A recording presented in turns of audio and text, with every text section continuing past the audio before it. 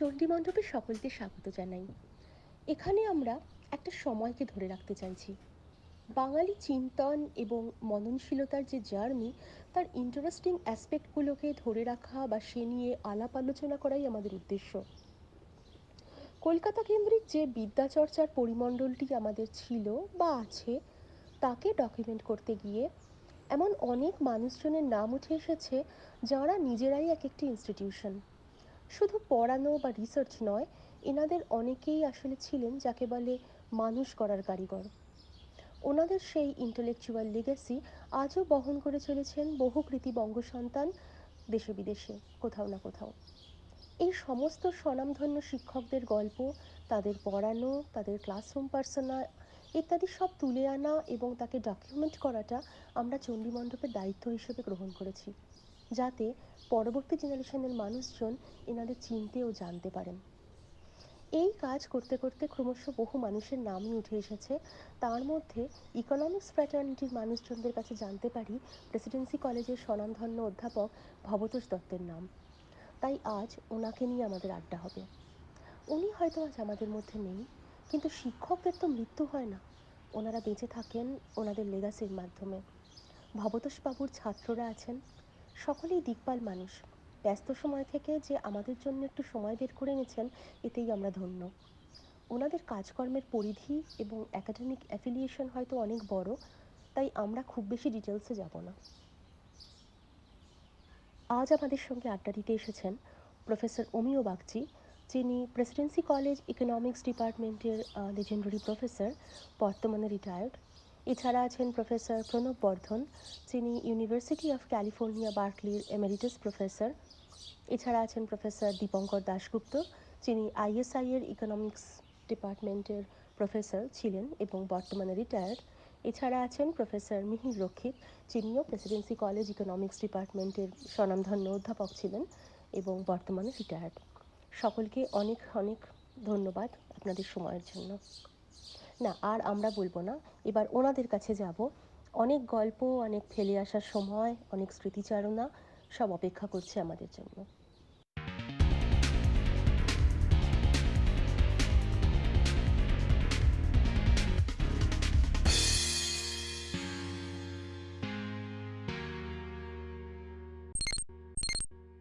Either আমি কিন্তু ভদ্রলোকের সঙ্গে পড়িয়েছি, আমরা তো পড়িয়েওছেন। ছাত্র।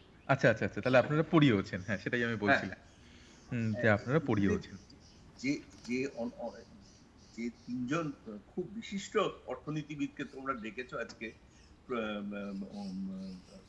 অধ্যাপক মিহির রক্ষিত, অধ্যাপক অমিয় বাগচি, অধ্যাপক প্রণব বর্ধন, এরা সকলেই কিন্তু আমার থেকে অনেকটা সিনিয়র। এবং অমিয়দা কিন্তু ডিরেক্টলি আমার মাস্টার মশাই, আমি অমিয়দার ক্লাসে পড়েছি।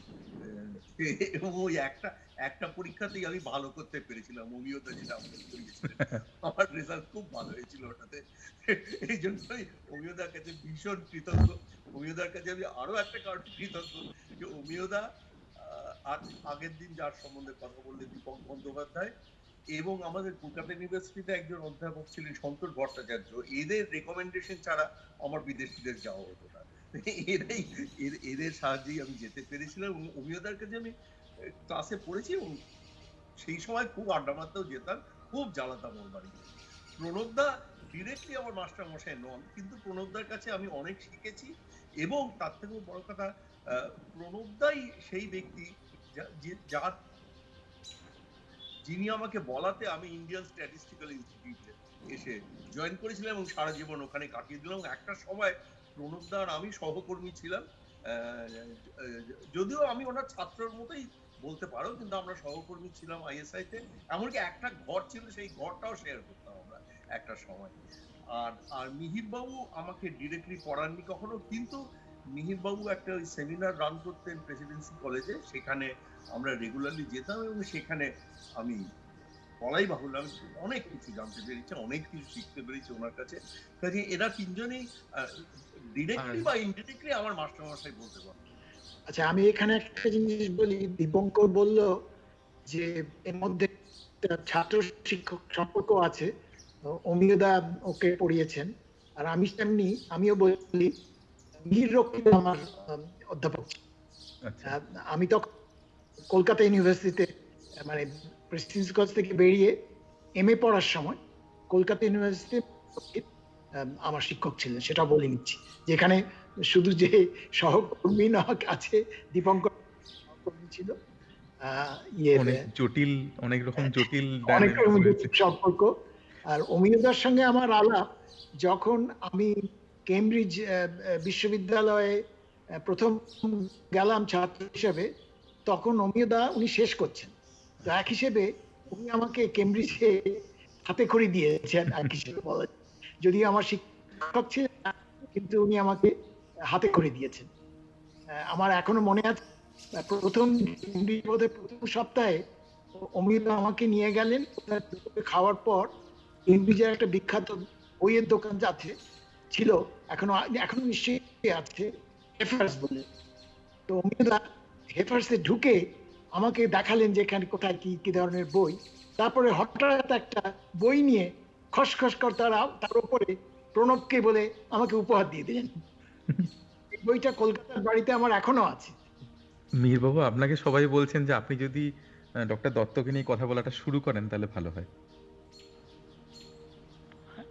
আমি ভগতের বোধ হয় খুব সম্ভবত এখানে যারা আছেন, আমি বোধ হয় ভগতরবাবুর সবচেয়ে পুরনো ছাত্র। আমার মনে আছে 1952 সালে প্রেসিডেন্সি কলেজের ইকোনমিক্স ডিপার্টমেন্টে আমি প্রথম ভগতরবাবুর বক্তৃতা শুনি, এবং অর্থনীতির ছাত্র হিসেবে। ইনফ্যাক্ট সেই সময়ে ভগতরবাবু নাম আমি আগে শুনিনি, কিন্তু ওখানে গিয়ে ভগতরবাবুর বক্তৃতা শোনার পরে তারপরে আমরা অনেকেই ওই ঠিক করলাম যে ইকোনমিক্সটা বোধহয় পড়লে হয়, যদি এই ধরনের সাবজেক্ট ভগতরবাবু যা বলছেন তাতে তাতে সবচেয়ে তার বড় অবদান হচ্ছে সেই সময়ে বছরের পর বছর মানে বিখ্যাত সমস্ত ইকোনমিক্সরা ব্যয় পরে হয়েছেন, তারা সব ভগতরবাবুর হাত থেকে বেরিয়েছেন। এটা কিন্তু ইকোনমিক্সের এই ট্রেডিশনটা আগে কলকাতায় ছিল না। তার অনেকগুলি কারণও ছিল, কিন্তু ভগতরবাবু যখন পড়াতে শুরু করেন, মানে বোধ হয় 1950-এ উনি প্রেসিডেন্সি কলেজে আসেন আমার যত ধারণা, এবং তারপরে উনি যে কদিন ছিলেন সেই কদিন প্রায় প্রত্যেক বছরে 2-3 জন করে ছাত্র তারা ইকোনমিক্সে পরে গবেষণা করেছে, এবং পৃথিবীর এতে বিভিন্ন বিখ্যাত শিক্ষায়তনগুলিতে তারা পড়িয়েছে। তার মধ্যে প্রণব আছে, অনেকেই আছে, এবং সবচেয়ে আমাদের আগের ব্যাচের ছিলেন, সবচেয়ে নামকরা হচ্ছেন অমর্ত্য সেন, তারপর সুকুময় চক্রবর্তী। এই ধরনের কন্ট্রিবিউশন আমার মনে হয় না যে কোনো একজন লোক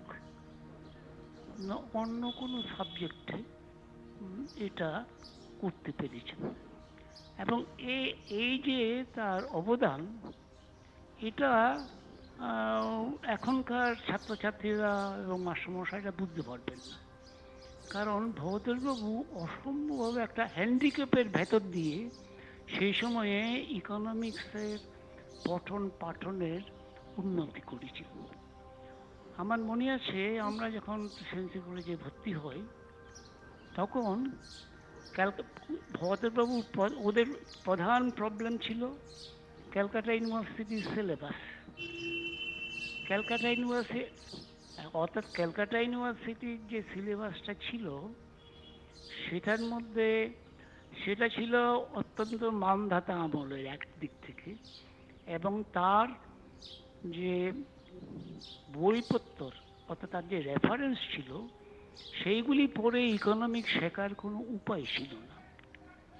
ভগতরবাবু পড়াতেন সেই সময়ে মাইক্রো ইকোনমিক্স, প্রাইস থিওরি, এইগুলি, এবং সেখানে তার যে টেক্সট বই ছিল সেটা ছিল, তার নাম ক্যারেন ক্রস বলে একজন ইকোনমিস্টের লেখা। তিনি ইনফ্যাক্ট ইনস্টিটিউশনাল ইকোনমিক্স খুব ভালো জানতেন, কিন্তু তার বই পড়ে মাইক্রো ইকোনমিক্স শেখার বিশেষ কোনো উপায় ছিল না। এবং ভবতোষবাবু নিজে পড়ে তখনকার দিনের, সেই সময়কার সবচেয়ে ভালো ছিল লেখা স্টিগলারের একটা বই ছিল। তারপরে ভগতোষবাবু নিজেই অন্য বই যেগুলি নতুন বেরোচ্ছে সেগুলি থেকে উনি নিজের মতো করে যেভাবে ছাত্রদের পরীক্ষা অর্থাৎ এতে মন বসে সেটা সেইভাবে উনি পড়াতেন এবং সেইভাবে ছাত্রদের তার দিকে আকর্ষণ করেছেন। এবং আমাদের মনে আছে আমরা যখন আমাদের অনেকেই যখন প্রেসিডেন্সি কলেজে ভর্তি হয় তখন ইকোনমিক্স পড়বো এবং ভবিষ্যতে গবেষণা করব এই ধরনের কোনো ইচ্ছা আমাদের বিশেষ কিছু ছিল না। ওই যে আমাদের সাবজেক্টে ইন্টারেস্ট ক্রিয়েট করা, এবং যেটা হচ্ছে টিচারের সবচেয়ে বড় গুণ, সেটা ভৌতবাবুর মধ্যে ছিল। এবং সেটা আমার মনে হয় ওর থেকে বড় বড় আমি তার কাছ থেকে, আমরা কেউ তার থেকে করি। আমার মনে হয় আমি যথেষ্ট ভৌতবাবুকে থেকে বড় আর তারপরে অবশ্য আমি বলবো যে উনি নিজেকে নতুন যে ডেভেলপমেন্টগুলি হয়েছে সেগুলির সঙ্গে সবসময় উনি নিজেকে করতেন, মানে সেগুলি ইনভাইট করে ছাত্রদের যাতে পড়াতে পারেন সেভাবে নিজেকে তৈরি করতেন। এবং সেটা মানে ওই বছরের পর বছর, যেমন ইনফ্যাক্ট আমার উনি রিটায়ার করার পরেও উনি অনেক বিষয়ে, বিশেষ করে ভারতীয় অর্থনীতির বিষয়ে উনি যে লেখা করেছেন সেটা ইনফ্যাক্ট অসাধারণ ওই বয়সের পক্ষে। ঠিক আছে, আমার মনে হয় এইটুকু বলে আমি রাখবো, বাকিরা অনেকেই আছেন তারা বলবেন। আমি ইকোনমিক্স পড়া ঠিক করি আমার আইএসসিসি, দুটো কারণে আমি ঠিক করলাম যে ইকোনমিক্স পড়বো। একটা হলো যে দেখলাম যে আমার প্র্যাকটিক্যাল একদম ভালো হয় না, আমি বায়োলজি প্র্যাকটিক্যালে প্রায় ফেল করতে যাচ্ছি। মানে টোডের একটা ডিনার সিস্টেম আনকভার করতে দিয়েছিল, সেখানে আমি প্রায় তার হার্টটাকে কেটে ফেলছিলাম। এইটা একটা কারণ। আর দ্বিতীয় হচ্ছে আমার ভালো লাগতো অ্যাটমিক থিওরি, কিন্তু সেটা প্রেসিডেন্সি কলেজে পড়ানো হতো। এবং তারপরে মনে হলো যে ভারতের সমাজ সম্বন্ধে আমার খানিকটা ইন্টারেস্ট আছে, সেজন্য ইকোনমিক্স পড়লে ভালো। সেজন্য আমি আগে থেকেই ঠিক করেছিলাম যে আমি ইকোনমিক্স পড়বো। ভৌতবাবুর পড়ানো সম্বন্ধে আমি দুটো কথা বলবো, তারপরে মানে ওর সঙ্গে সহকর্মী হওয়ার ব্যাপারে কিছুটা বলবো। সেটা হলো যে ভৌতবাবু মানে ওর মতো প্রাঞ্জল ভাবে ইকোনমিক্সের ব্যাখ্যা করা আমি আর কারো কাছে দেখিনি। একমাত্র তার সঙ্গে তুলনীয় অমর্ত্য সেন। কিন্তু অমর্ত্য তো ঠিক ওইভাবে আমি অমর্ত্য ক্লাস ওইভাবে করিনি, যদিও তার কাছে আমি প্রচন্ডভাবে ঋণী। যখন আমি কেমব্রিজে গেলাম, নব যেরকম বললো যে আমি নাকি ওকে গাইড করছিলাম, অমর্ত্য পুরোটা গাইড করছে আমাকে। ক্যাম্প দেখিয়ে বলেছে এটা খাল নয়, মনে রেখে এটা কিন্তু নদী, এই ধরনের।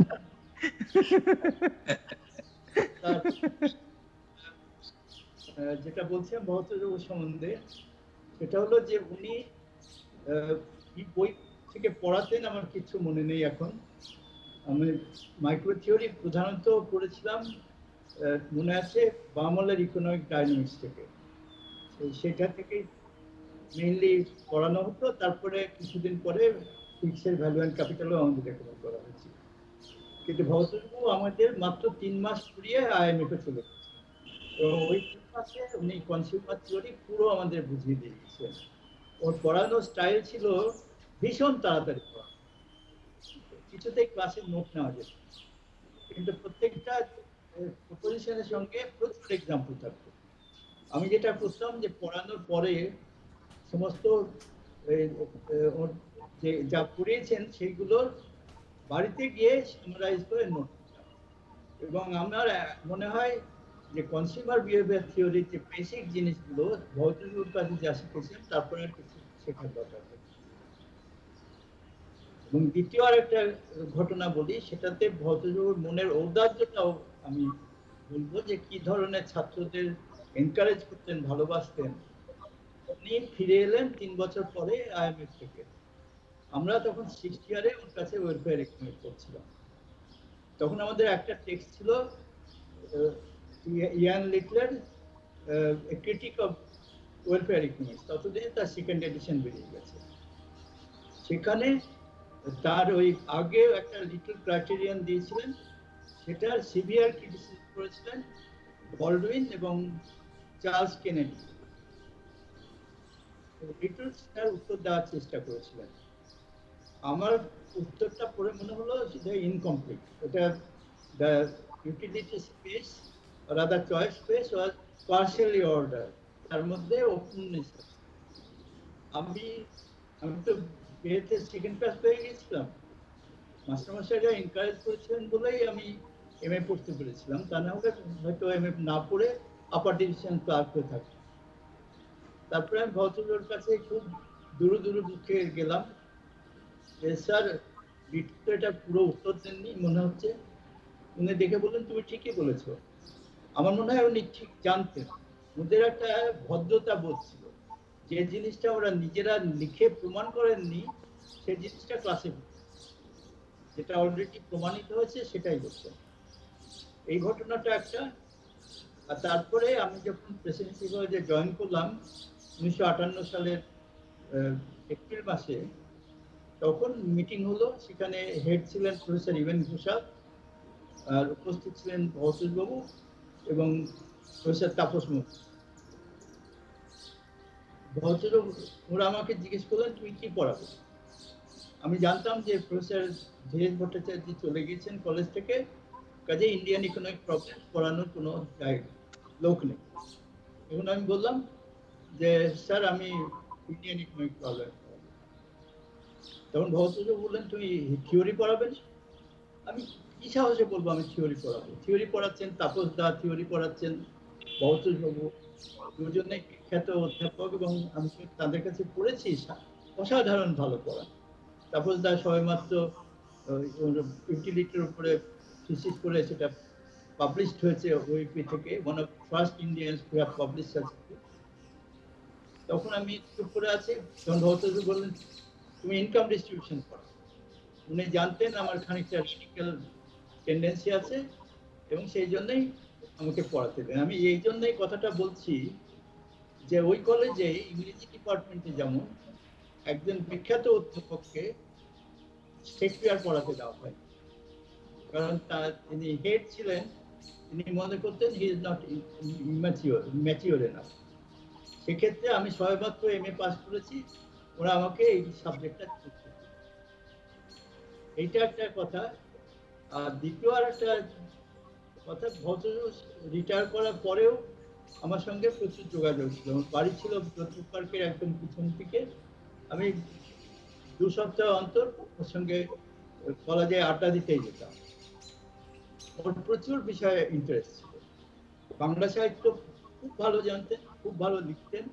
প্রতিক্ষণে ওর প্রত্যেক বছর একটা বাজেটের উপরে বক্তৃতা হয়ে সেটা লেখা হয়ে বেরোতো।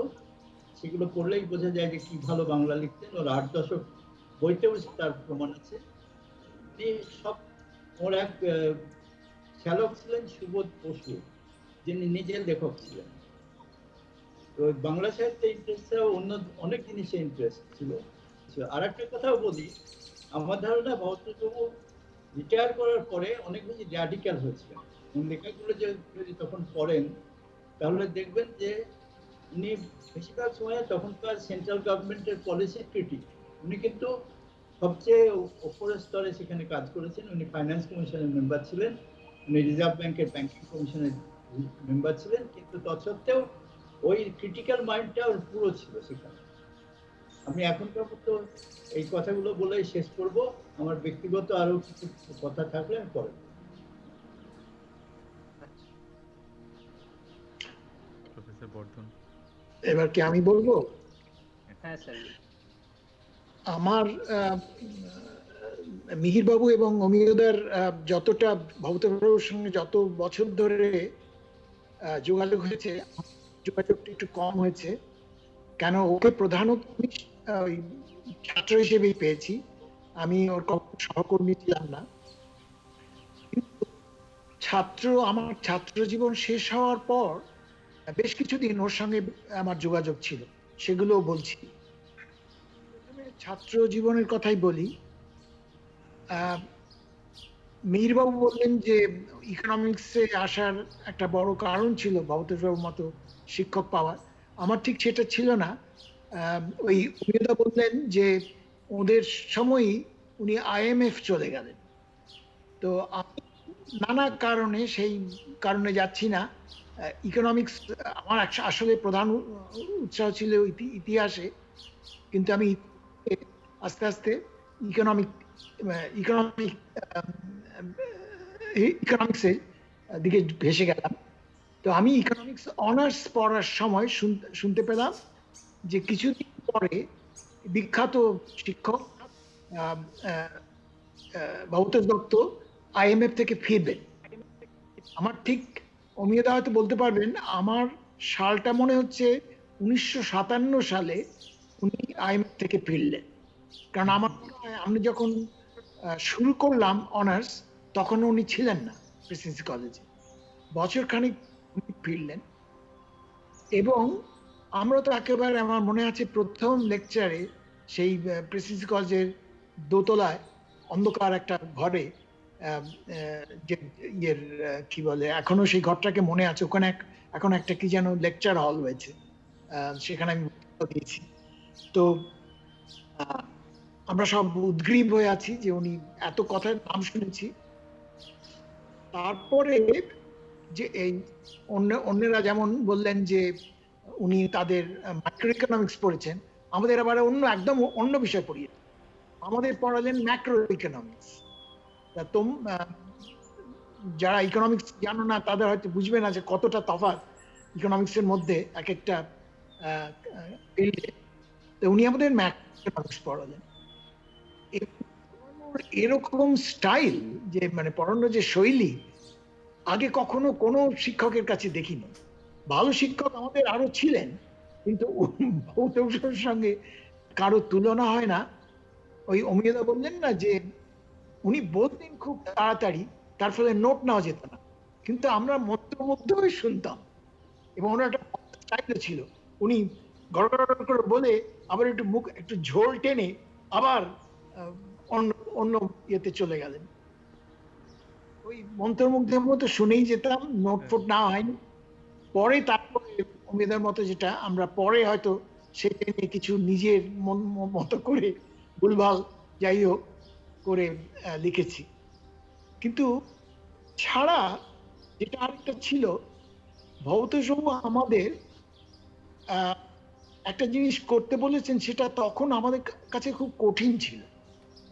উনি কিছু নতুন বই টইতে কথা বলেছেনই, উনি আমাদের বললেন লাইব্রেরিতে গিয়ে ওই জার্নালটা বার করে তাতে এই আর্টিকেলটা পাবে। আমার মনে আছে এখনো, উনি আমাদের একটা রেফারেন্স দিলেন, কোয়ার্টারলি জার্নাল অফ ইকোনমিক্স, যে জার্নালের নামই শুনিনি তখন।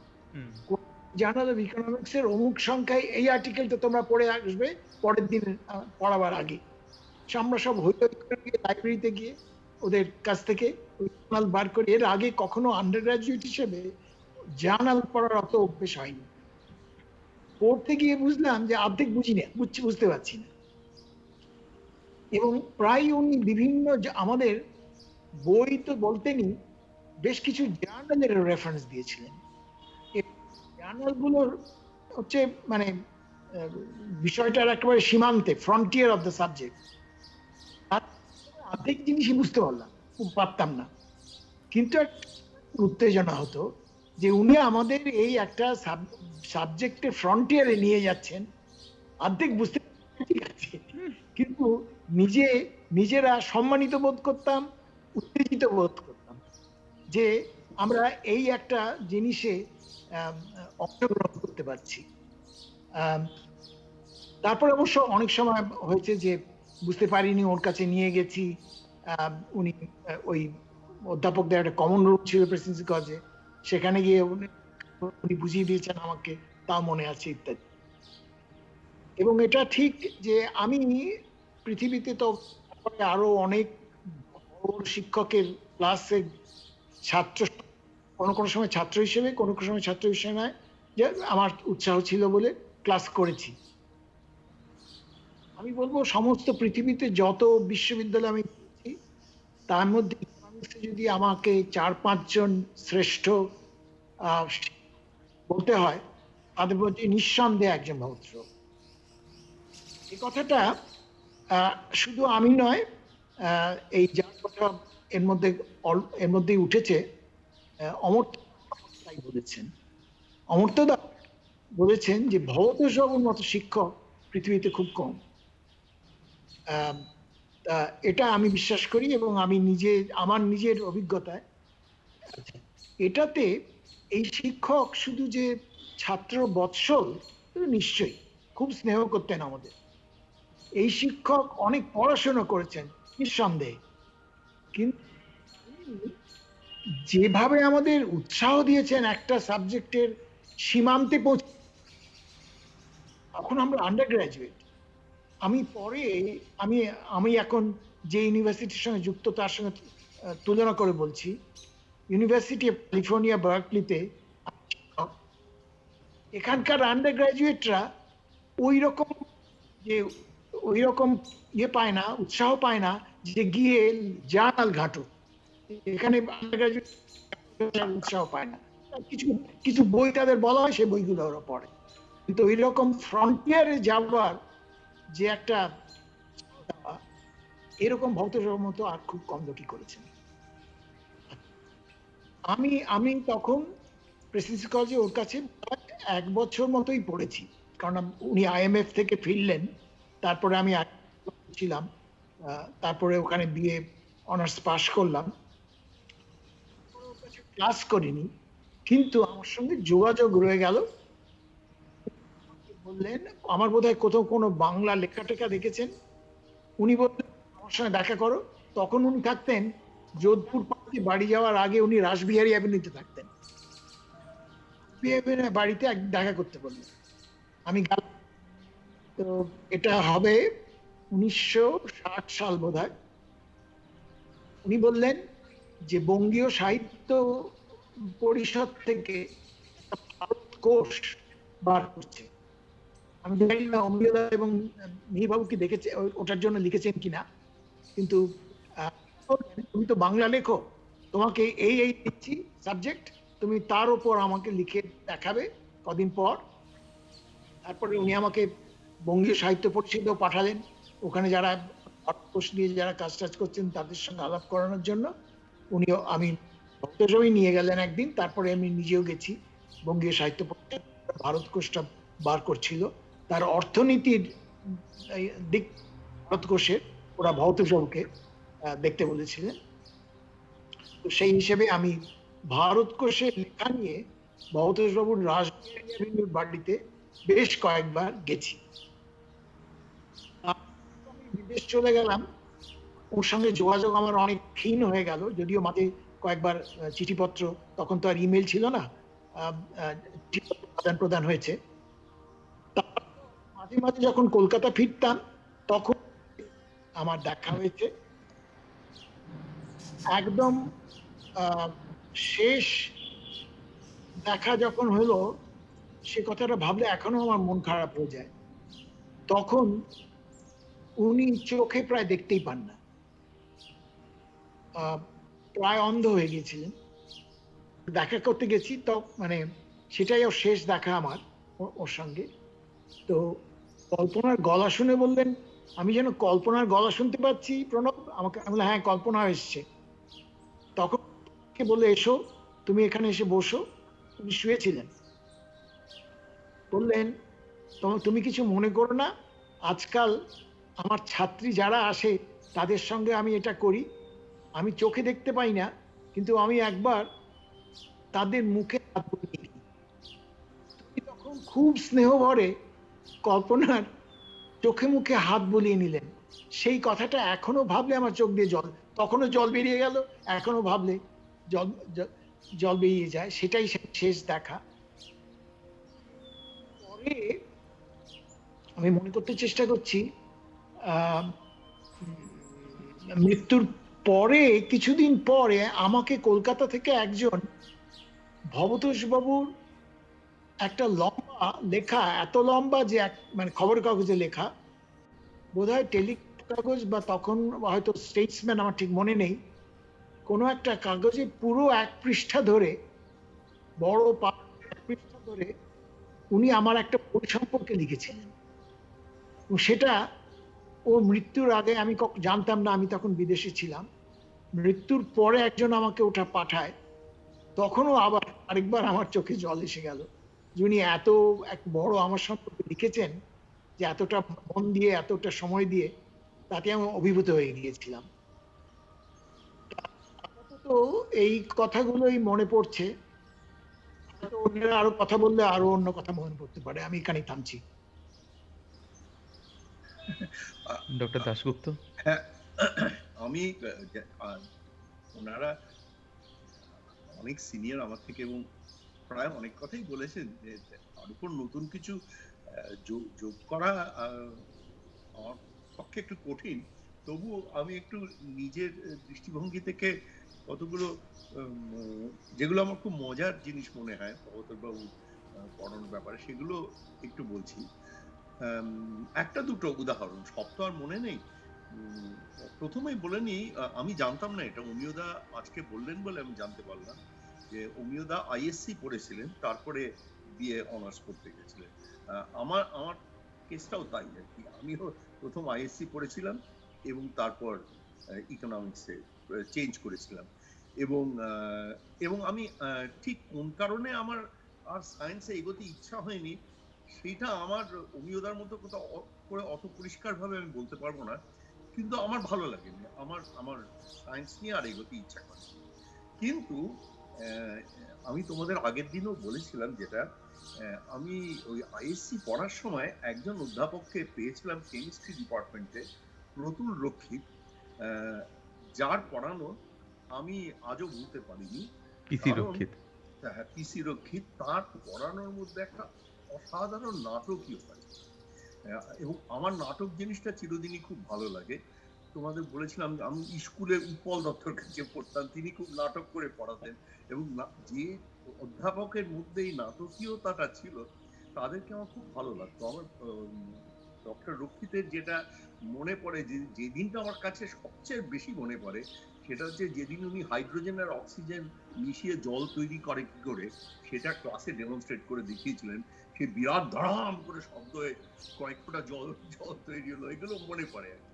যাই হোক, তারপর তো সায়েন্স ছেড়ে আর্টসে, তখন ওর কাছ থেকে শুনলাম, তো বিশেষ কিছু জানতাম না যে ইকোনমিক্সটা পড়লে তোমার বোধহয় ভালো লাগতে পারে। আবার তখন একটা অনেকের বিশ্বাস ছিল যে একটুখানি অঙ্ক জানলে সুবিধা হয় ইকোনমিক্স পড়তে, এরকম একটা ধারণা। আর আমার অঙ্কটা করতে ভালোই লাগতো, খারাপ লাগতো না, খুব যে বেশি ভালো ছিলাম তারা, কিন্তু মন্দ লাগতো না। কাজে আমি ইকোনমিক্স পড়তে গেলাম, ইকোনমিক্স সম্বন্ধে, সমাজ সম্বন্ধে কোনো কিছু না জেনে, শুধু এই জেনে যে অঙ্কটা জানলে ইকোনমিক্স পড়তে একটু সুবিধা হয়, এরকম একটা জিনিস নিয়ে গিয়ে প্রথম দিকেই তো ভবতোষ দত্তর ক্লাসে ক্লাস করলাম। এবং আমাদেরও মিহিরদা যেটা বললেন, উনি মাইক্রো থিওরি পড়িয়েছিলেন, মাইক্রো ইকোনমিক্স পড়িয়েছিলেন, এবং উনি পুরোটাই পড়িয়েছিলেন। উনি অমিয়দাদের যে অভিজ্ঞতাটা হয়েছিল সেটা হয়নি, ওই যে 3 মাস পরে চলে গেলেন।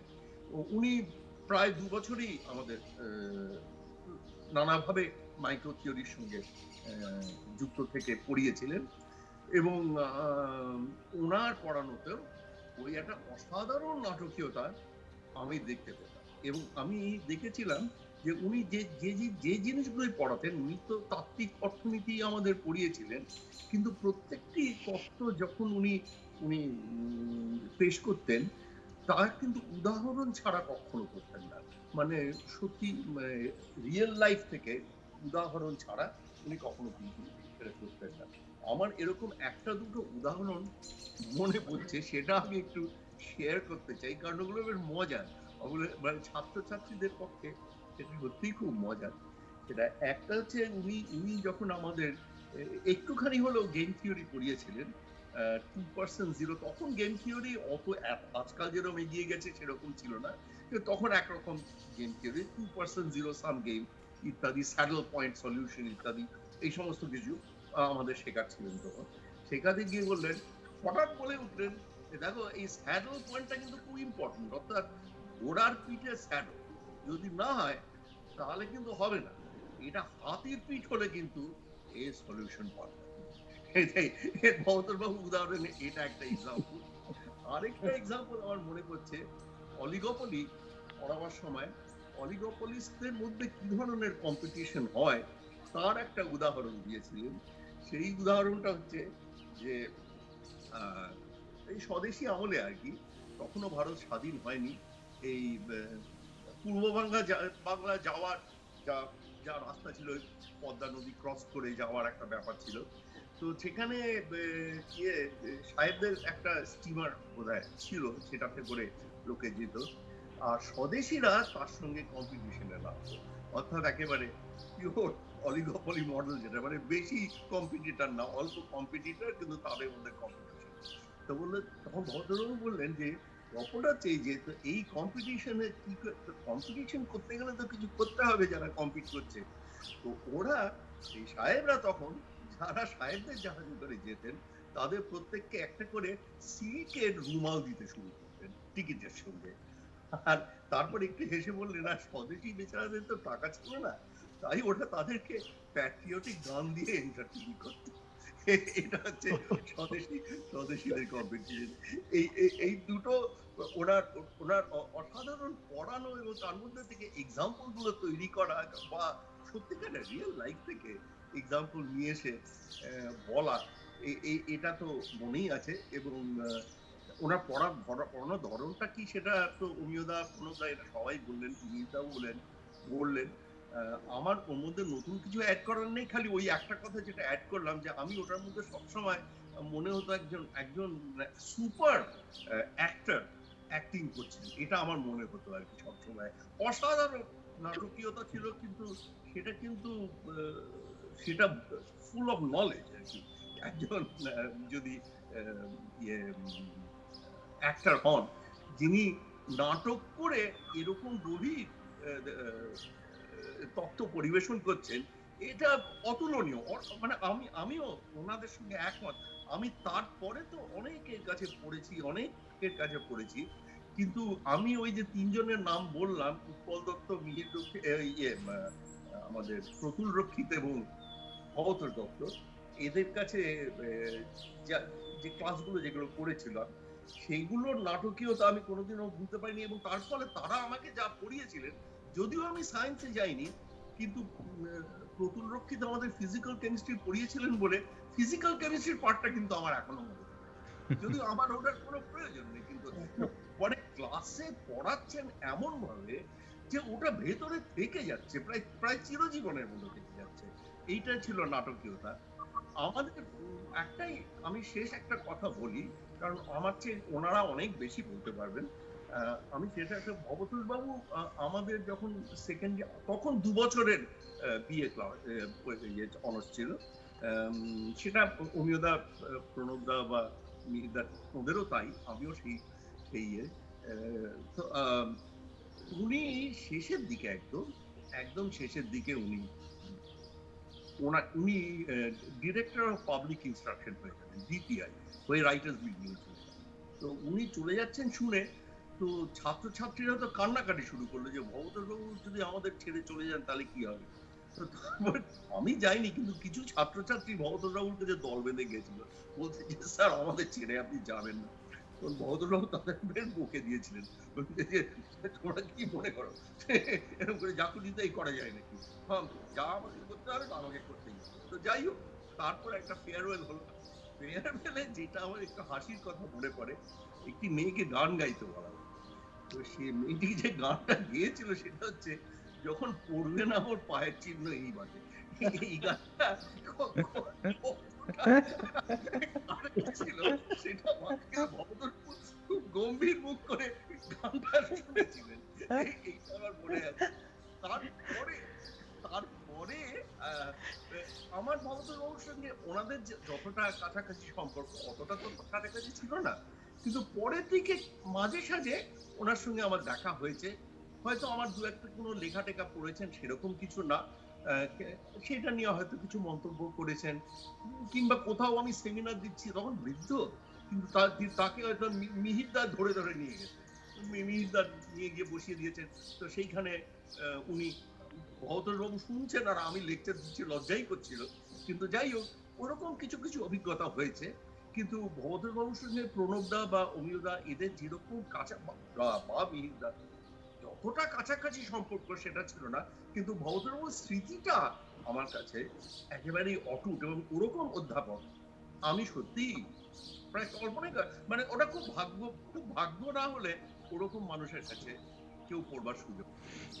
আমরা আমরা একটা কথা বলি এই সুযোগে, হ্যাঁ, হ্যাঁ। অমিয়দাকে খুব জ্বালিয়েছি ছোটবেলায়। অমিয়দা আমাদের ভালোবাসতেন খুব, কিন্তু অমিয়দা আর যশোধরা দি, আনফর্চুনেটলি যশোধরা দি আর নেই, কিন্তু আমরা অমিয়দার বাড়িতে গিয়ে যে কি জ্বালাতাম কিছু, এবং অমিয়দা সেগুলো হাসি মুখে অমিয়দা আর যশোধরা সেগুলো সহ্য করতেন। মানে মানে আসলে অমিয়দা আমাদের ভীষণ প্রিয় একজন টিচার ছিলেন আর কি, সেই জন্যই এটা হওয়া সম্ভব হয়েছে। আমি প্রণব এবং আহ, দীপঙ্কর এদের কথা শুনে আমার নিজের দু একটা অভিজ্ঞতা ভবতোষবাবু সম্বন্ধে বলছি। সেটা হচ্ছে ভবতোষবাবু সঙ্গে আমি আমি যখন পড়তে শুরু করলাম, তা আমি অজপাড়াগা থেকে পড়েছি, তারপরে শ্রীরামপুর কলেজে ইন্টারমিডিয়েট পড়েছি। কাজে আমি মোটামুটি সাই ছিলাম মানে পার্সোনালিতে, কিন্তু একটাই ছিল, ওই কিছু বুঝতে না পারলে সেটা মাস্টারমশাইকে ধরে বোঝার চেষ্টা আমি করতাম। এবং ন্যাচারালি ভগদেববাবু যখন পড়াচ্ছেন তিনি অতি সুন্দরভাবে সমস্তটা পড়তেন, তাতেও মাঝে মাঝে আমার মনে হতো আচ্ছা এটা কেন এরকম হচ্ছে। তা সেটা আমি ক্লাসে কখনো প্রশ্ন করতাম না, ও আমার তখনও লাজুক ছিলাম অনেক। ক্লাসের বাইরে সে ইয়েতে, তারপর বিশেষ করে তাদের টিচার্স কমন রুমে আমি তাকে জিজ্ঞেস করতাম। তা তিনি খুব পেশেন্টলি ওটা আমার যেখানে ভুল হচ্ছে কিংবা যেখানে বুঝতে পারছি না সেটা বোঝাবার চেষ্টা করছেন। মানে এটা আমি তার কাছে সেই জন্য খুব কৃতজ্ঞতা। তারপরে কিন্তু এমনও অনেক সময় হয়েছে যে দু একটা সময় যে তিনি আমার প্রশ্নটা শুধু এনকারেজ করছেন না, তিনি মাঝে মাঝে বলছেন যে আচ্ছা তুমি যেটা বলছো আমি একটু ভেবে তারপরে তোমাকে বলবো। অর্থাৎ উনি সঙ্গে সঙ্গে আউট অফ হ্যান্ড আমাকে ডিসমিস করলেন না করে, তারপরের দিন যখন আমি তার কাছে গেছি তিনি সেটা বোঝাবার চেষ্টা করেছেন। অর্থাৎ এই ধরনের ছাত্রদের নিজের লেভেলে টেনে ওঠা এবং ছাত্রদের লেভেলে গিয়ে তার প্রবলেমটা বোঝার চেষ্টা করা, এটা তিনি যে ছাত্রদের কত বড় ছাত্র দরদি ছিলেন এবং লেখাপড়ার যে প্রধান যেটা দরকার সেটা হচ্ছে যতক্ষণ না আমাদের সংশয় মুক্ত হচ্ছে ততক্ষণ পর্যন্ত চেষ্টা করে যাওয়া, এটা আমি ওই ভবতোষবাবুর কাছ থেকে প্রথমে জেনেছি। এবং আরও একটা ইনসিডেন্টাল আরও একটা বলি যে আরও একজনের কাছে আমি এটা পড়ে দেখেছি, সেটা হচ্ছে পঞ্চানন চক্রবর্তী, কলকাতা ইউনিভার্সিটি। তিনিও ওই ছাত্রদের এনকারেজ করতেন এবং যতক্ষণ পর্যন্ত না সংশয় তার হচ্ছে, দূর হচ্ছে যুক্তি তর্কের, ততক্ষণ পর্যন্ত ওটা করতে।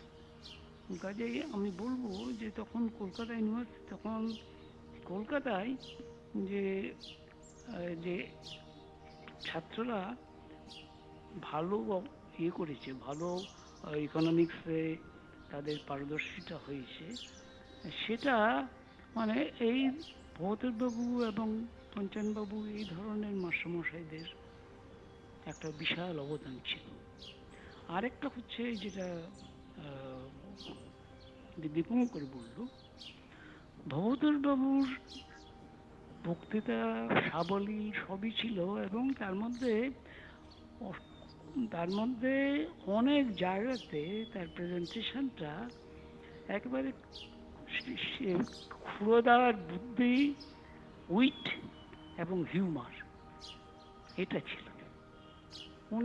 উনি এমনভাবে এই জিনিসটা প্রেজেন্ট করতেন যে লোকেদের মন অটোমেটিক্যালি সেটাতে আকর্ষিত হতো। এবং আমার মনে আছে উনি বলার সময় মাঝে মাঝে বলতেন, আমার মনে আছে উনি যখন একটা বোধহয় পারফেক্ট কম্পিটিশন সম্বন্ধে যখন বলছিল, উনি বললেন যে একটা দোকানে ওই যে মানে একটা রেস্টুরেন্টে নানা আইটেমের মধ্যে ফাউল কাটলেট বানানটা FOUL, তারপরে FOUL বুঝেছেন। উনি বলছেন ওটা আনকনশাস অনেস্টি এক্সপ্রেসিং ইটসেলফ, মানে এই টাইপের, মানে ওটা আমার এখনো মনে আছে।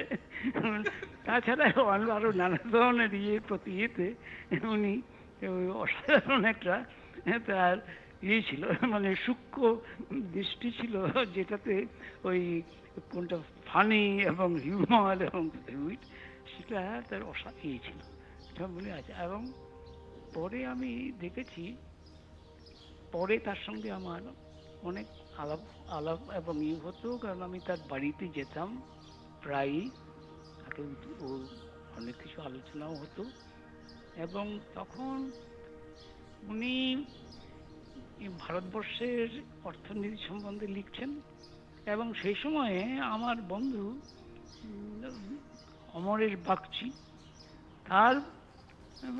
তার প্ররোচনায় বলতে পারেন আমিও ওই ভারতবর্ষের অর্থনীতি সম্বন্ধে লিখতে শুরু করেছি। এটা হচ্ছে অনেক পরে, মানে 80s এর সময়। তা সেটা উনি একদিন আমাকে ডেকে পাঠালেন, যে উনি ইনফ্যাক্ট খুব খুশি হলেন যে আমি ভারতবর্ষ সম্বন্ধে ওটা লিখছি, এইগুলি লিখছি, এবং উনিও লিখতেন সে সম্বন্ধে। কাজেই সেদিক থেকে আমি বলবো, সেখানেও আমি দেখেছি যে উনি ওই ভারতবর্ষের যে প্রবলেমগুলি যখন আলোচনা করতেন, তখনও তার নতুন দৃষ্টিভঙ্গি ছাড়াও সেখানে যে সমস্ত ক্রিটিক্যাল এবং অনেক সময় ছিল, সেইগুলি উনি খুব সুন্দরভাবে, সাবলীলভাবে এবং উইথ এ কিন সেন্স অফ হিউমার উনি ওটা লিখতে পারতেন। সেই জন্যই উনি যখন, আমার মনে আছে, উনি যখন মারা যাবার বোধহয় কয়েকটি আগে ওর সঙ্গে যখন আমার দেখা হলো, তখনও দেখলাম উনি তখন প্রণবের ওটা উনি তখন চোখে দেখতে পান না, কিন্তু তার খবরগুলি তো উনি রাখেন। এবং সেই সময়ে উনি ওটা তখন একজনকে বলে দিতেন, এবং তখনও তার লেখা বেরোতো। সেই জন্য ওই যে অসাধারণ একটা নিষ্ঠা লেখাপড়ার, এটা মানে দেখে আমি সত্যি অবাক হয়েছিলাম। আমি কিছু দেখতে পারি না, আমার নিজেও একটু প্রবলেম হয়, আজকাল চোখে প্রবলেম হয়, তবে আজকাল সেই জন্য আমি ইন্টারনেট ইউজ করি, ওই বড় বড় করে পড়ে। খুব ছোট হলে আমার নিজেরও একটু পড়তে অসুবিধা হয়, কিন্তু তখন তো তার এই ধরনের কোনো ইয়েই ছিল না। কিন্তু তা সত্ত্বেও যে উনি যেটা করে গেছেন, তাতে আমার মনে হয় কি অসাধারণ মহাপুরুষের সঙ্গে আমার এই ধরনের তার কাছে এসে সৌভাগ্য হয়েছিল। আচ্ছা, ঠিক আছে, এইটুকুই বোধ হয় আমার আজ বলার আছে। জানছি তার ওই ফাউল কাটলেট ভরপুর দিয়ে ভদ্রলোকের আরেকটা নেতা করতে হ্যাঁ, এমপিসিতে উনি পিএইচডি করতে গিয়েছিলেন। ওর বিখ্যাত বই বেরিয়েছিল ইন্ডাস্ট্রিয়ালাইজেশনের উপরে, ইন্ডিয়ার ইন্ডাস্ট্রিয়ালাইজেশন। তখনও ওখানে রেশনিং ব্যবস্থা ছিল। একদিন ঘুরতে ঘুরতে দেখলেন একটা রেস্তোরাঁর সামনে লেখা আছে র্যাবিট মিট, সেখানে হ্যাঁ বুঝেছি। পাওয়া যাচ্ছে, মানে হ্যাঁ পাওয়া যাবে। তিনি ঢুকে খেতে বসেছেন, বসে দেখলেন যে যে আচ্ছা। খণ্ডগুলো এসছে সেগুলো বেশ বড় বড়। তখন হুম। ম্যানেজারকে ডেকে জিজ্ঞেস করলেন যে কি ব্যাপার, আপনারা র্যাবিট মিট বলছেন? বললেন বুঝতেই তো পারছেন যে এখন তো সবকিছু স্কেয়ার্স, কাজেই র্যাবিটের সঙ্গে হ্যাঁ আমাদের কিছু ঘোড়ার মাংস মেশাতে হয়েছে। বললেন আচ্ছা। হ্যাঁ proportional, one horse to one rabbit. আচ্ছা। ঠিক। হ্যাঁ, হ্যাঁ। কাছে আমি অনেক বিষয়ে কৃতজ্ঞ, আমি সেইগুলো খানিকটা বলবো এবং আর একটা ছোট ঘটনাও বলবো। হ্যাঁ আমার যে স্টেট স্কলারশিপ নিয়ে এই কেমব্রিজে যাওয়ার পেছনেও কিন্তু ভৌতজোর বিরাট অবদান। আমাদের সুকুমারদা 1958 সালে না 57 সালে উনি আমাদের ক্যালকাটা ইউনিভার্সিটিতে পড়িয়েছিলেন। উনি আমাদের ইনপুট আউটপুট অ্যানালিসিস করেছিলেন। তারপরে উনি টিনবার্গেনের কাছে কাজ করতে চলে যান। 58-এ সামারে ওর এক বোনের বিয়ের জন্য কলকাতায় আসেন। উনি এসে আমাকে বললেন, আমার সঙ্গে সুকুমারদার দুটো কারণে ঘনিষ্ঠতা হয়েছিল। একটা হলো যে থার্ড ইয়ারের মাঝামাঝি একদিন হঠাৎ করে আমাকে এসে বললেন, আমার হঠাৎ করে অ্যানুয়ালে বেশ ভালো রেজাল্ট হয়েছিল, আমার সঙ্গে আলাপ করে ওর স্ত্রী ললিতা আমাদের সহপাঠিনী ছিল। এসে বললেন যে তুমি কি পড়ছো? আমি দু একটা বইয়ের নাম করলাম। সামেল সাহেব ফ্রান্সিস পড়েছো? বললাম না। কেন পড়নি? আমি বললাম যে স্যার শুনেছি এটা শক্ত, পড়ে দেখো। তারপরে আমি ফাউন্ডেশন পড়তে শুরু করলাম, আর উনি আমাকে প্রথম কলেজ ম্যাগাজিনে একটা লেখা লিখতে বলেছে, সেটা হলো the myth of the welfare state. সেই আমার প্রথম একটা পাবলিকেশন। তারপর থেকে ওর সঙ্গে ঘনিষ্ঠতা হয়ে যায় এবং আমি ওর এমএ পরীক্ষার সময় অ্যামিনিস্ট্রেশন ছিলাম, কারণ ওর ডান হাতে একটা গ্রোথ হয়েছে। তারপরে উনি 58-এ এসে আমাকে বললেন যে তোমার জন্য আমি রটারডাম ইউনিভার্সিটির স্কলারশিপের ব্যবস্থা করছি, তুমি চলে এসো। আমি ভদ্রলোককে গিয়ে বললাম যে স্যার সুকুমার দা এরকম বলছেন, আমি যাবো? ভদ্রলোক বললেন তুমি নেদারল্যান্ড টিনবার্গেনের কাছে কাজ করলে ম্যাথমেটিক্যাল ইকুয়েশন ভালো করবে, কোনো সন্দেহ নেই, কিন্তু আমার মতে তোমার ইংল্যান্ড যাওয়া উচিত, কারণ সেখানে গেলে you'll have a broader perspective. আমি বললাম স্যার আমার তো বাড়ির অবস্থা এমন নয় যে নিজের টাকায় যেতে পারবো, কি করে যাবো? তো দেখো না একটা স্টেট স্কলারশিপ আসছে। আমি বললাম আমার সিনিয়র মিহিতা আছেন, জ্যোতিদা আছেন, আমি কি করে পাবো? ওরা অ্যাপ্লাই করবেন, তুমি কি করে জানো? অ্যাজ ইট হ্যাপেন্স মিহিতা অ্যাপ্লাই করেনি, তার ফলে এবং সেখানেও একটা ইন্টারেস্টিং ঘটনা ঘটেছিল। আমার এতে যে কমিটিতে এটা এক্সামিনেশন হচ্ছিল, সেখানে সরোজ বাসু ছিলেন আর একজন এক্সামিনার, ক্যালকাটা ইউনিভার্সিটি হেড তখন।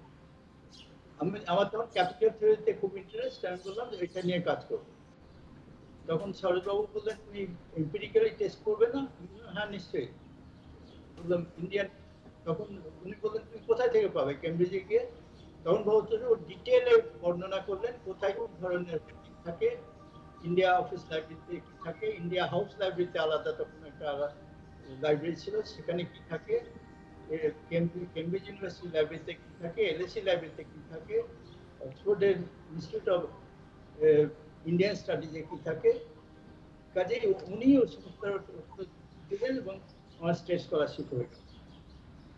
ওর কাছে আমি আর একটা বিষয় দেখবো যে আমার যখন স্টেট ব্যাংক অফ ইন্ডিয়ার ফার্স্ট ভলিউম বেরোলো, উনি স্ট্যান্ডার্ডে একটা কলাম লিখেছিলেন, লিখতেন একটা কলাম পুরোটা, সেটা রিভিউতে ব্যয় করেছিলেন। এর চেয়ে বড় প্রাপ্তি আমার জীবনে আর কোনো দিন হয়নি। এবং শেষ আর একটা ছোট ঘটনা, মিহিদা যেটা বললেন, যখন প্রণব বলল যে উনি তো শেষকালে অন্ধ হয়ে গেছিলেন, কিন্তু তৎসত্ত্বেও ওর কাছে লোকে পড়ে দিত, তারই বেসিসে উনি লিখতেন, এবং তামস বলে একটা অসাধারণ বই লিখেছেন তখন। শেষ একটা ঘটনা বলে আমি শেষ করছি। স্যার আপনি একটা একটা কমেন্ট করি এখানে, স্যার আপনি আপনার ওই লেখাটা, একটা লেখা আপনার পেয়েছিলাম, আপনি ওখানে লিখেছিলেন যে ওনার একটা অদ্ভুত সেন্স অফ উইট ছিল, যে উইটটা অনেক সময় নিজেকে নিয়ে হতো, এবং এই তামস নামটা আপনার মতে ওর একটা উইট ছিল, যেহেতু উনি দৃষ্টিশক্তি হারিয়েছিলেন সেই কারণে ওনার ওই বইটার নাম উনি তামস দিয়েছিলেন। আমি ওর অবিচুয়ারি দেখেছি, আমি কোনো একজন পলিটিক্যাল ভিত্তিতে, এবং ওর অনারে একটা বই এডিট করেছিলাম। তার মুখবন্ধ নিয়ে ওর মডেস্টিটার পরিচয় সেটাই। আমাকে বললেন যে এটা তো মনে হচ্ছে তুমি আর অবিচুয়ারি রেখে ফেলেছো। এটা হলো যে আমি একবারই ভবতোষবাবুকে বাড়িতে ডেকে খাওয়াতে পেরেছিলাম, তখন ওই যোধপুর পার্কে। ওকে এবং প্রফেসর A.W. মামুন, ইতিহাসের অধ্যাপক, আমি তার কাছে পড়িনি, but I became quite close to him. ওদের দুজনকে নেমন্তন্ন। Professor Mamun use to drink. আমি তাকে আগে থেকে জিজ্ঞেস করে নিয়েছিলাম, স্যার আপনার জন্য কিছু রাখবো? বললো তুমি কিছু ঠান্ডা বিয়ার। তারপরে ওরা এসছেন, এসে আমি ভয়ে ভয়ে প্রফেসর মাহমুদকে জিজ্ঞেস করলাম যে স্যার আনবো? বললো তুমি বিয়ারে দেখেছো না? আমি নিয়ে এলাম। ভদ্রলোককে খুব ভয়ে ভয়ে জিজ্ঞেস করলাম, স্যার আপনি খাবেন? ভদ্রলোক বলল, দেখো আমি খেয়ে দেখেছি, ভালো। ভদ্রলোক জীবনে ভোজন রসিকও ছিলেন। ওর এতে দীনেশ সেনের যে ময়মনসিংহ গীতিকা থেকে উনি অনেক কবিতা উদ্ধৃতি করে বলতেন যে আগে কিভাবে মাংস রান্না হতো, পেঁয়াজ রসুন দেওয়া হতো না, কালো জিরে দিয়ে রান্না হতো, এই সমস্ত। কাজে ওর জীবনে অনেক দিক ছিল যেগুলো এখনো অনেক লোকে জানে না। আপনি লিখেছেন যে বুদ্ধদেব বসুর ছোটবেলার বন্ধু ছিলেন, এবং ওখান থেকেই ওনার লেখার, মানে বাংলা লেখার ইচ্ছেটা ওখান থেকে হয়তো আপনি এরকম লিখেছেন। এবং ওই পঞ্চানবাবুর কথাই আমি একটু ছোট করে বলি। আমি যা ইকোনমিক্স শিখেছি সেটা হলো প্রফেসর ইউএন ঘোষালের উৎসাহে। প্রথমত উনি পাবলিক ফাইন্যান্স পড়াতেন তাপসদার কাছে, ভৌতবাবুর কাছে এবং পঞ্চানবাবুর কাছে। ক্যালকাটা ইউনিভার্সিটি থেকে আমি আর কারোর কাছ থেকে কিছু শিখেছি বলে মনে হয়। এবং ভৌতবাবু খুবই সিভিয়ার ক্রিটিক। আমাদের একজন মাস্টারমশাই ইকোনমিক্স হিস্ট্রির বই লিখেছিলেন, তিনি প্রেসিডেন্সি কলেজে অধ্যাপক নন, আগে থেকে করে রাখেন। আমি ভৌতবাবু বললেন বইটা দেখেছি, আমি বললাম হ্যাঁ স্যার উল্টো পাল্টে দেখেছি, কিন্তু এগুলো পুরো সেকেন্ডারি মেটেরিয়াল দেখবো। সেকেন্ডারি না টার্সিয়ারি না থিয়েটার না।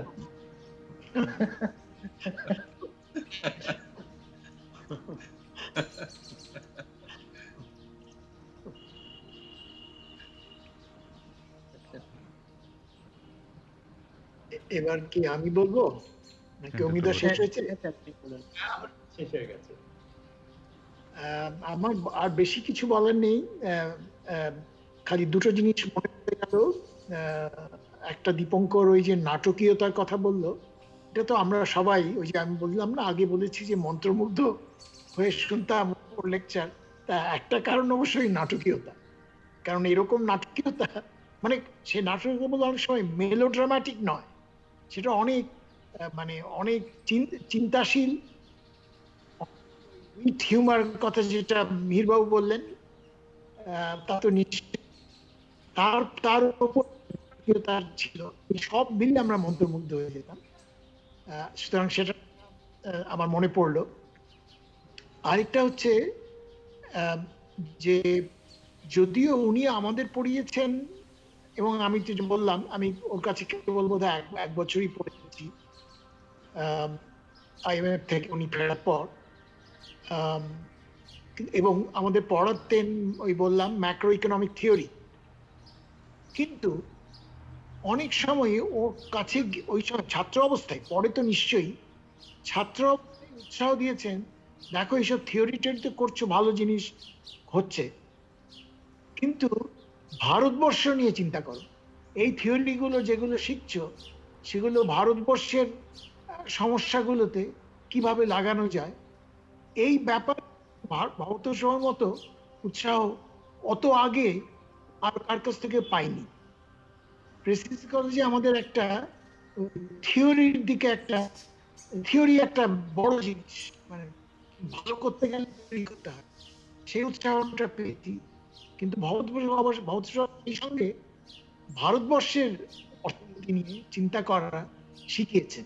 যদিও আমি কোনো ক্লাস করিনি, কিন্তু আমি বলছি যখন সাধারণ কথা বলতাম ক্লাসের বাইরে, এবং এটা একটা সময় এখন একটা সময়ে যখন আমাদের একটা পেপার ছিল ইন্ডিয়ান ইকোনমিক, কিন্তু ওটাকে আমরা একটু মানে আমরা কেন অনেকেই ওটা একটু এলেবেলে সাবজেক্ট এইরকম ভাবতো। কিন্তু শিখলাম যে এটা এলেবেলে বিষয় নয়, এটাতে প্রচুর জিনিস চিন্তা করার আছে, এবং যেগুলো তথ্য শিখছি সেইগুলো ভারতবর্ষের তথ্যে সেগুলো মেলাতে হবে। এইটাই ভৌতসর কাছ থেকে খুবই উৎসাহ পেয়েছি নিজের জীবনে, নিজের কাজে। সেটা খুব কাজে লেগেছে। আমি থিওরিও করেছি, আবার ভারতবর্ষের তথ্য নিয়ে ঘাটাঘাটিও করেছি। আরেকটা, তোমরা যারা ইকোনমিক্স করনি তাদের পক্ষে সেটা একটু বোঝা মুশকিল হবে। আমি ভৌতসর কাছে যখন পড়ি তখনই লাইব্রেরি থেকে নিয়ে ওই যেই বইটার কথা বোধহয় অমিয়দা বললেন, বইটার নাম ছিল ইকোনমিক্স অফ ইন্ডাস্ট্রিয়ালাইজেশন। এটা ওনার থিসিস, এটা উনি পাবলিশ করেছিলেন কলকাতা থেকে। এটা ওনার থিসিস এলএসসি থেকে। হ্যাঁ, তো এইটা পরে আমার মনে হয়েছে, ওটা আমি ভৌতবাবু আসবেন শুনেই, পড়াবেন আমাদের শুনেই, আমি লাইব্রেরি থেকে ওই বইটা নিয়ে বইটা আদ্যপান্ত পড়েছিলাম। অনেকদিন পরে আমার মনে হয়েছে যে এই বিষয়ে মানে ভারতবর্ষ, যদিও এলএসসি তে থিসিস, কিন্তু ভারতীয় বলেই হয়তো আন্ডার অ্যাপ্রিসিয়েটেড। এই জন্য প্রায় কাছাকাছি বিষয়ে একজন ইকোনমিক্স এর নোবেল প্রাইজ পেয়েছেন। পরে আলাপ হয়েছে ডব্লিউ আর্থার লুইস, কিন্তু ডব্লিউ আর্থার নোবেল প্রাইজ যে প্রবন্ধটা নিয়ে শুরু, যে ওনার লেখা 1954 সালে লেখা economic development with unlimited supplies of labour বলে। কিন্তু আমি পরে দেখেছি তার অনেক কিছু, যদিও আমি আর্থার লুইসের কোনো তাকে খাটো করতে চাই না, কিন্তু তার অনেক কিছু কিন্তু আমি সেই যে যখন আন্ডার গ্রাজুয়েট হিসেবে আমি লাইব্রেরি থেকে নিয়ে ভৌতের বইটা পড়েছিলাম তাতে কিন্তু ছিল, কিন্তু নানা কারণে সেটা বাইরের পৃথিবীতে অতটা, যদিও যেটা বললে এলএসসি থিসিস, কিন্তু বাইরের পৃথিবীতে অতটা স্বীকার পায়নি। এটা আমার বইটা বেরিয়েছিল কলকাতা থেকে, মানে আমি বইটা কলকাতা থেকে বেরিয়েছিল, লেখাতেই পড়েছি। হ্যাঁ, ওটা বইটা কলকাতা থেকেই বেরিয়েছিল, সেটা একটা বড় কারণ যে বাইরের পৃথিবীর লোক অত খবর রাখেনি। আর এবং যতদূর মনে আছে সালটা বোধহয় ওই বললাম আর্থার লুইস যে নোবেল প্রাইজ পেলেন তার বিখ্যাত আর্টিকেল 1954, আর এটা বোধহয় তার অনেক আগে, এটা বোধহয় 1950 কি 52, আমার ঠিক, হ্যাঁ 1952 কত 52, তার হ্যাঁ কোনটা ওয়ার্ড প্রেস কিংবা প্রোগ্রেসিভ পাবলিশার্স, ওয়ার্ল্ড প্রেস আমার মনে হয়। হ্যাঁ, আমি পরে ভেবে দেখেছি যে এই জিনিস আমার কাছে চেনা, কেননা আমি সেই আন্ডার গ্রাজুয়েট হিসেবে আমি প্রেসিডেন্সি কলেজের লাইব্রেরি থেকে ভৌতবিজ্ঞানের বই দেখেছি। এইটা আমরা অনেকেই ওর ক্লাসে পড়ানো, ওর ছাত্রদের উৎসাহ দেওয়ার কথাগুলো বললাম, কিন্তু ওর রিসার্চ আমরা বলিনি বেশি, সেই দিকটা আমি সেই জন্য আমি ওটা একটু যোগ করতে চাই, যে রিসার্চের কোয়ালিটি যে কত উঁচুতে ছিল সম্পর্কে আমার অন্তত কোনো দ্বিধা নেই বলতে। আর তো আপাতত কিছু মনে পড়ছে না, অন্যরা কিছু বললে হয়তো মনে পড়বে। বইটাতে আর একটা ছিল, সেটা হলো যে কনক্লুডিং চ্যাপ্টারে উনি 4 ইনকম্প্যাটিবলস এর কথা বলছেন। ইকোনমিক ডেভেলপমেন্ট, ডেমোক্রেসি,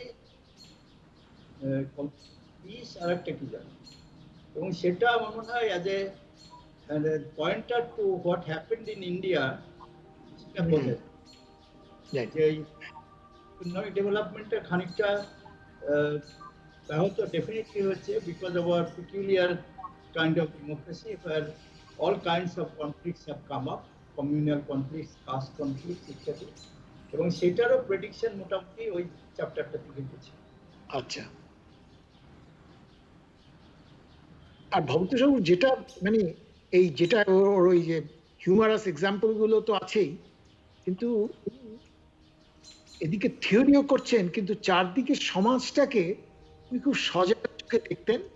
তার সমাজের যে ইনকনসিস্টেন্ট গুলো সেগুলো হয়তো রসিকতা করে বলতেন, কিন্তু সমাজটার সম্বন্ধে খুব সজাগ ছিলেন। এবং এটা যথেষ্ট মানুষ জানে না। এই যে একটু আগে আমি বললাম যে ওই বইটা সম্পর্কে লোকে যথেষ্ট জানেন। ওর ওর এই সজাগতা, একদিকে থিওরি করছি অথচ বাইরের পৃথিবীতে ওই থিওরিগুলো লাগালে কোথায় কি কিভাবে অনেক কিছু নতুন ভাবে দেখা যায়, সেইটা কিন্তু আমি বলবো, আমি নিজে পার্সোনালি বলবো যে আমি ওর কাছ থেকে অনেকটা শিখেছি।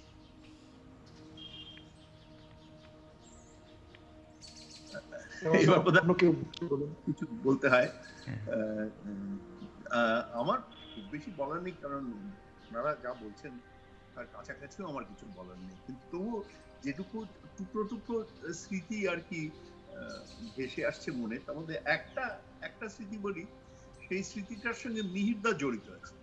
সেটা হচ্ছে আমাদের ক্লাসে পড়াতে ওই আমার বিষয়টা মনে নেই, মিহিরদা বলতে পারবেন, বিষয়টা ভালো করে মনে পড়ছে না, কিন্তু কোনো একটা ধরনের ওই অ্যাডভার্টাইজমেন্ট কস্ট বা এই ধরনের একটা বিষয়বস্তু ছিল সেটা আর কি।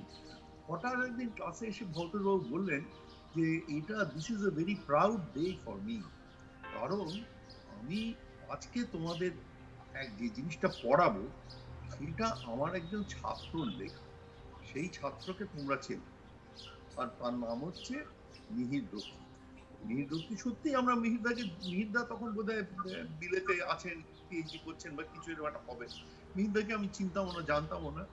তো এবং মিহিরদা ওটা ছাত্রাবস্থায় একটা পেপার লিখেছিলেন, এবং ভবতোষবাবু কি অসাধারণ আনন্দের সঙ্গে সেই পেপারটা আমাদের পড়িয়েছিলেন, সেটা আমার এখনো মনে আছে। এবং সেইটার একটা অল্টারনেটিভ প্রেজেন্টেশন কারো ছিল। মিহিরদা simplified it and produced a different version of the thing, এবং সেটা ভবতোষবাবু ওনার ছাত্র বলে খুব গর্বিত হয়ে ওটা আমাদের পড়িয়েছিলেন আর কি। এটা একটা জিনিস মনে পড়ছে, উনি কিরকম মানে ভালো ছাত্রদের কিরকম ভালোবাসতেন সেইটা বোঝা যায়। এছাড়া একটা জিনিস প্রণবদার কথা শুনে আমার একটু মনে হচ্ছিল, প্রণবদা যেটা বলছিলেন যে ভবতোষবাবু, তো এটা তো আমি ধরেই নিতে পারি নিশ্চয়ই প্রণবদার উপর যথেষ্ট ইনফ্লুয়েন্স ভবতোষবাবু ছিল।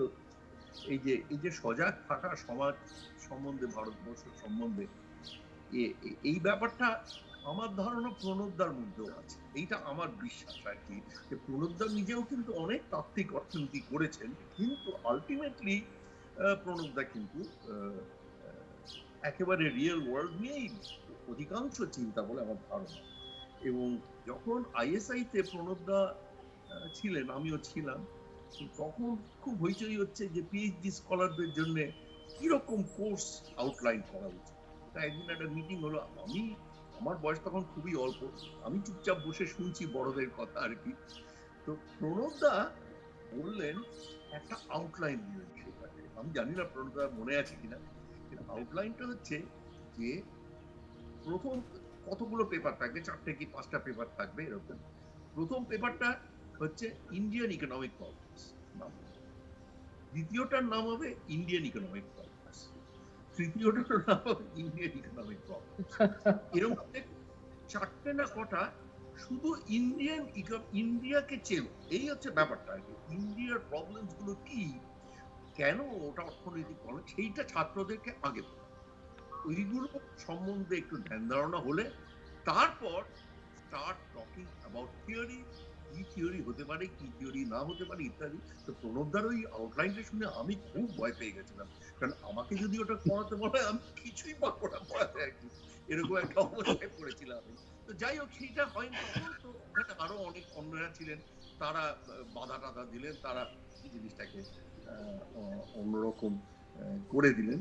তো কিন্তু আমার কেন জানি আজকে প্রণবদার কথা শুনে মনে হচ্ছে হয়তো প্রণবদার ভিতরে এই ধরনের জিনিস হয়তো সেই ভবতোষ বাবুর পড়ানোর মধ্যে থেকেই হয়তো ওনার মধ্যে এসে গেছিল, যেটা এতদিন ধরে উনি আজও উনি বহন করে চলেছেন।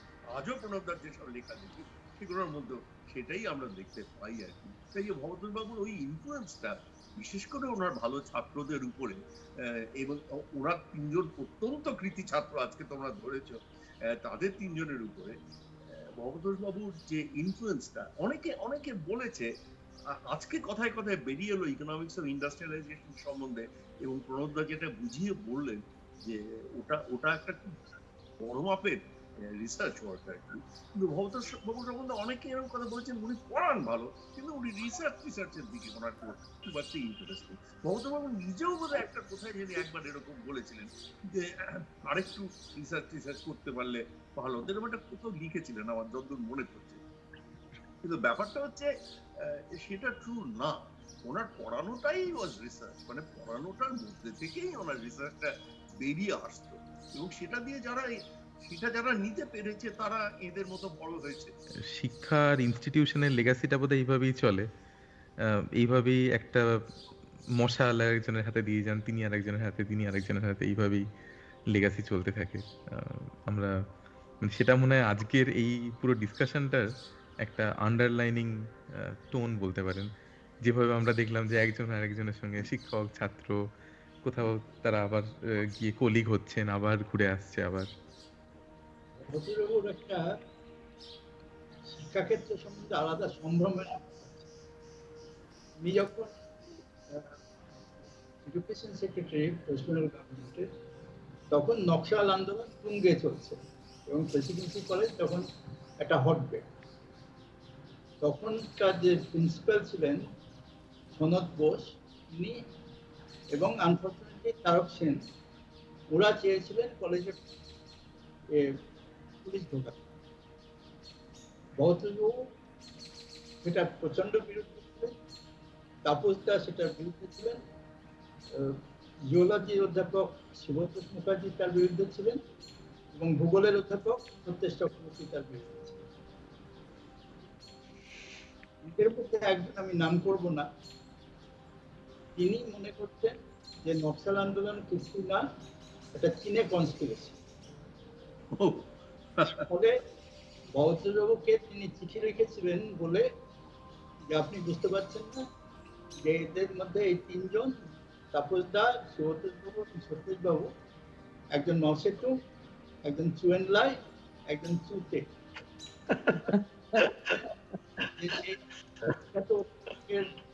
স্মৃতি যাতে নষ্ট না হয় এসব চিঠি পুড়িয়ে ফেলেছে। ভবতোষবাবু মানে ফলো করতেন তার আগের প্রেসিডেন্সি প্রিন্সিপাল ফার্স্ট ওয়ার্ল্ড ওয়ারের সময় HR জেমস। তখন তো বিপ্লবী আন্দোলন চলছে এবং তখনও ব্রিটিশ পুলিশকে উনি কলেজে ঢুকতে দেন, যে যদি ছাত্ররা দোষ করে, ক্রিমিনাল কাজ করে, you arrest them outside the college, অন্য জায়গায় তারা থাকবে সেখানে, but you must not enter the educational issue. এই সম্ভ্রমটা ভবতোষবাবু মেনটেন করে। আমার কালকেই হ্যাঁ, এটা হ্যাঁ, বলার ইচ্ছা ছিল, কিন্তু আমি শেষ মুহূর্তে কেন জানি ওটা ভুলে ভুলে গেলাম, গেছেন। হ্যাঁ, তাই আর বলতে। আমার পরে মনে হলো যে it's nice story to share with everybody, কারণ এটা যাদের সঙ্গে কালকে কথা বললে তোমরা, তারাও সবাই এটা খুব এনজয় করবেন, কারণ it reveals the character of professor Bhabatosh Dutta rather nicely. গল্পটা এরকম, গল্পটা হচ্ছে আসলে ভবতোষ বাবু এসেছিলেন পূর্ববঙ্গ থেকে, হ্যাঁ, ঢাকা থেকে। ঢাকাতে একটা অনেকটা বয়স অবধি উনি ঢাকাতেই ছিলেন, ঢাকাতেই পড়াশোনা বোধহয় কিছুটা করেছিলেন। পরে কোথায় কলকাতায় কোথায় এসে করেছিলেন আমি ঠিক জানি না, সেটা অমিয়দা ইত্যাদিরা বলতে পারবেন। কিন্তু ঢাকাতে যখন ছিলেন, আর আমরাও পূর্ববঙ্গের লোক, হ্যাঁ, ওরা আমার আমার ঠাকুরদা, আমার বাবা, কাকা এরাও ঢাকাতেই থাকতেন। এবং ভবতোষ বাবুর সঙ্গে বিশেষ করে আমার কাকা একটা আহ, ওদের বন্ধুত্ব ছিল, হয়তো ক্লাসমেট ছিলেন বা এর মানে কিছু হবে, কাজে উনি সেটা জানতেন যে আমার কাকাকে উনি জানতেন। তো এইটুকু থেকেই গল্পটার শুরুটা আর কি। যে যখন প্রথম আমি কলেজে ভর্তি হলাম, মহসিন বাবুর সঙ্গে দেখা করতে গেছিলাম, তখন কথায় কথায় বেরিয়ে পড়েছিল। তখন উনি আমায় জিজ্ঞেস করলেন, তোমার কাকার কি এই নাম, মানে ডাক নামটা বলে বলবো। হ্যাঁ এই নাম তো। বলবো হ্যাঁ, ও তো আমার বন্ধু, এই বলেছে। কিন্তু ভবতোষ বাবু স্মৃতি শক্তিটা অসাধারণ ছিল আর কি, সব কিছু মনে হতো, কিছু ভুলতেন না। তার মধ্যে আরেকটা বড় জিনিস ছিল যে উনি কোনো ছাত্রকেও কোনোদিন ভুলতেন বলে আমার মনে হয় না। মানে কালকে তুমি যাদের সঙ্গে দেখলে, যে তিনজনকে দেখলেন, তারা তো বিখ্যাত, অত্যন্ত বিখ্যাত ছাত্র ওনার। আমি অত বিখ্যাত না, কিন্তু আমি ওনার ছাত্র এবং ওনার ভালোবাসা যথেষ্ট পেয়েছি আর কি। এবং সেইটা নিয়ে গল্পটা হচ্ছে যে বা এর সঙ্গে দুটো জিনিস, আরেকটা জিনিস অ্যাড করতে পারি। একটা হচ্ছে আচ্ছা সেটা পরে বলবো, আগে অন্যটা বলি। এখানে একটা রিসার্চ ইনস্টিটিউট আছে কলকাতায়, centre for studies in social sciences. তো সেখানে সেটার সঙ্গে ভবতোষ বাবু বেশ ভালো রকম যুক্ত ছিলেন রিটায়ারমেন্টের পরে। ওনার না হয়তো ওটাতে কোনো পজিশনও ওনার ছিল, অনারারি কোনো পজিশন ছিল, এবং উনি ওদের সব ইয়েতে যেতেন। তো ভবতোষ বাবু যখন বেশ বয়স হয়ে গেছে আর কি, যখন বেশ বয়স হয়ে গেছে, এবং তখনও কিন্তু ওরা মাঝে মাঝে ওকে ডাকতো যে আপনি এসে কিছু বলুন, কিছু বিষয় বলুন। সেটা অর্থনৈতিক বিষয় হতে পারে, আবার অন্য বিষয়ও হতে পারে। এইটা যে বিষয়টা হয়েছে, সেটা ওনাকে ডাকা হয়েছিল যে ওনার ওই যে বইটা তোমরা দেখেছো বোধহয়, আট আট আট দশক বোধহয়, বা আট শতক না আট দশক, কি বইটার নাম? দশক। হ্যাঁ, দশক, আট দশক। সেই বইটাতে তো ঢাকার কথা অনেক আছে, কিন্তু সেই বইটাতে ঢাকার গল্প আছে। তো যাই হোক, তো সেই স্মৃতিচারণা ওটাতে উনি এত অসাধারণ করেছিলেন যে ওনার যে গুণমুগ্ধ ছাত্রছাত্রীরা সবাই চাইতো ওনার কাছ থেকে আরো শুনতে। তো একটা সেন্টার এরকম একটা অর্গানাইজ করেছিল। তো ওদের একটা ছোট্ট হল ছিল, খুব বড়, ওদের তখনও মেইন ক্যাম্পাসটা তৈরি হয়নি, একটা ছোট্ট অডিটোরিয়াম মতো ছিল।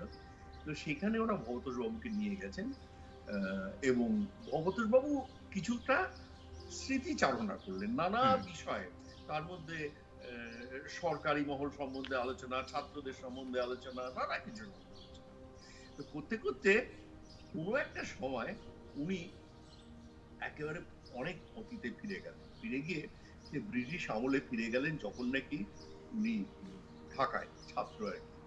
তখন বললেন যে তখন সমাজটা কিরম ছিল, সেটা বলতে গিয়ে বললেন যে ব্রিটিশরা তো আমাদের ধন্য করে দিয়েছিল, রায় বাহাদুর আর খান বাহাদুর এই দুটো টাইটেল তৈরি করেছিল, এবং যারা ওই রায় বাহাদুর বা খান বাহাদুর টাইটেলটা পেত, তারা নিজেদেরকে একটা বিরাট কিছু মনে করতো, মানে কিন্তু এসেনশিয়ালি ওটা তো বাজে, ওর কোনো ব্যাপারই ছিল না। এই কিছু ইয়েকে গভর্নমেন্ট চাকরি করে যারা, ছোট স্মল কজেস, কোর্টের হয়তো জজ এরকম, তারা সব হলেই রায় বাহাদুর দিয়ে। তো এরকম তখন বলে, কিন্তু আমাদের কি ভারতীয় সিটিজেন যারা এই রায় বাহাদুর পেত বা খান বাহাদুর টাইটেলটা পেত, তারা তো একেবারে মানে সাংঘাতিক খুশি হতো। এবং সেই খুশির প্রকাশটা ছিল ওরা যখন সকালে সব বেড়াতে বেরোতেন, তখন একে অপরের সঙ্গে দেখা হলে নাকি বলতেন, এই যে রায় বাহাদুর, এই যে খান বাহাদুর, এই ধরে একই পরস্পরকে অ্যাড্রেস করতেন। তারপরে একটুখানি কথা হতো, কিন্তু ওনার বলার ধরনটা এত মজার ছিল, এই যে রায় বাহাদুর, এই যে খান বাহাদুর, উনি ওটাকে নকল করাটা আমার পক্ষে খুব শখ ছিল। কিন্তু ব্যাপারটা বুঝিয়ে দিলেন যে রায় বাহাদুর ব্যাপারটা কত সামান্য ছিল, কিন্তু সেটাকে আমরা কত নিয়েছিলাম বলে এরকম বলতেন। ওই গল্পটা এটা চলতে বললেন যে আমার তো চোখটা একটু খারাপ হয়ে গেছে, প্রণবদা কালকে বলে শেষের দিকে তো একেবারেই দেখতে পেলেন না, এই সময়ও কিন্তু উনি চোখে একটু কম দেখছেন। কম বেশি। কিন্তু তাও দেখতে পাচ্ছেন। তো স্টেজে বসে আছেন, তো আমার চোখটা একটু খারাপ হয়ে গেছে, কিন্তু তাও আমার যেন সন্দেহ হচ্ছে একদম পিছনের সারিতে দীপঙ্কর দাশগুপ্তকে দেখতে পাচ্ছি আমি। হ্যাঁ, তো আমি তো চমকে গেছি এটা বলাতে যে এই রে আমার আসলে এটা আমি এই জন্য বললাম যে ওর ঠাকুরদাও রায় বাহাদুর ছিলেন। এটা বলাতে একেবারে মানে পুরো হল সশব্দে হাসিতে তোলপাড় আর কি। আমি তো মাথায় হাত দিয়ে একেবারে বসে আছি।